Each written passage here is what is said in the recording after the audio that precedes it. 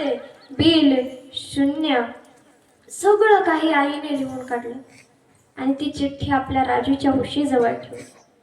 राजू उठला.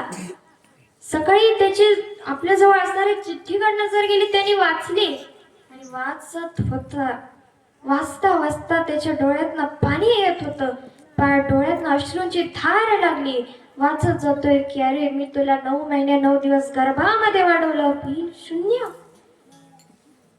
मी तुझ्यासाठी दररोज डब्बा करते, हात पोळला तरी माझा हात भाजला तरी बिल शून्य.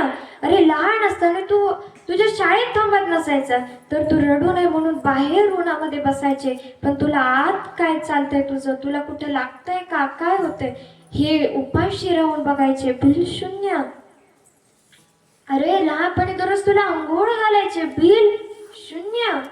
तुझ्या आजारपणात तुला मला मात्र विसरून मी तुझ्या औषध गोळ्याचं ध्यान राखते, बिल शून्य.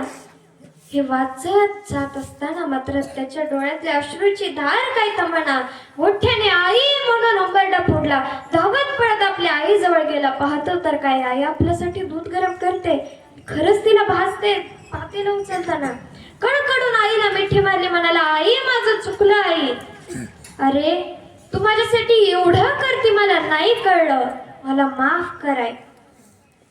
नको नको तेवढा रडू लागला. आई म्हणाली अरे बाळा, अरे मला तुला रडवण्याचा हेतू नव्हता.